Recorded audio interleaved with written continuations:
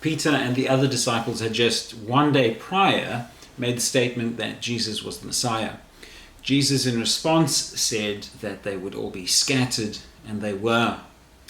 Their recent statement of belief evaporated upon Jesus' trial and his execution. Beginning at Jesus' resurrection, their faith would be built up over the next 40 days, and those men and women would almost all of them go on to change the world with the good news of the crucified God-man. And most of his disciples would go on to be executed for their faith. We tell time by Jesus' life and his death. It's 2021 years after the death of Jesus. Jesus was tortured and executed for his blasphemous claims. It was madness.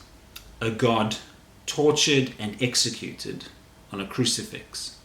A protracted, humiliating death, sometimes lasting weeks, designed by the Persians, adopted by the Romans, to demonstrate their dominance through brutalizing and terrorizing opposition.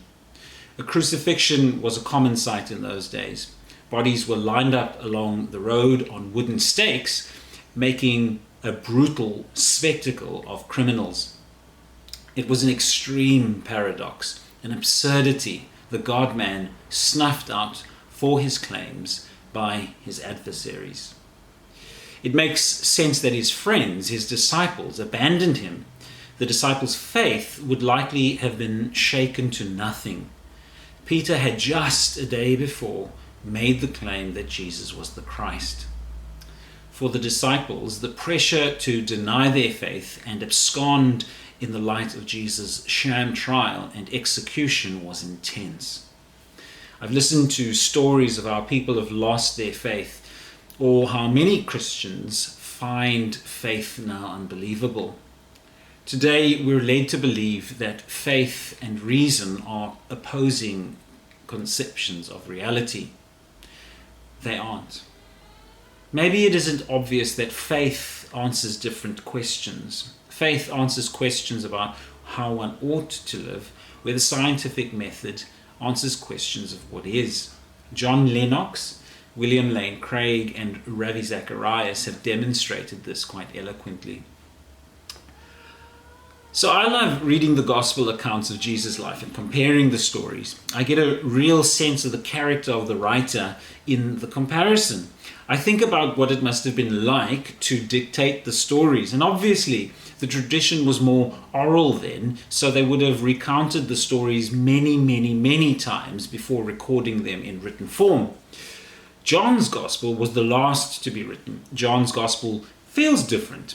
As well as being a recording of events like the other synoptic gospels, John includes poetry and statements of faith telling us who Jesus is. John gave himself that famous epithet, the disciple whom Jesus loved, or the beloved disciple, to show probably not his own special place, but rather to show Jesus' love. John, in his gospel, says that he was there at the crucifixion, referring, as he does, to himself as the disciple whom Jesus loved. John recorded in chapter 19, verse 25, near the cross of Jesus stood his mother's sister, Mary, the wife of Clopas, and Mary Magdalene. Mary of Magdala, the woman who demonstrated one of the most beautiful acts of worship, did not leave Jesus when he was crucified. She led a group of women after Jesus. They were there when Jesus was crucified. She went with Mary, James' mother, Johanna, and Salome to the tomb. They were the first to arrive on Sunday morning, the day after Sabbath, to tend to Jesus' dead body. They were there first to be entrusted with the news from the angels that Jesus had been resurrected. Mary Magdala, after telling the disciples about Jesus' resurrection, returned to the tomb, and she was the first to meet Jesus after his execution.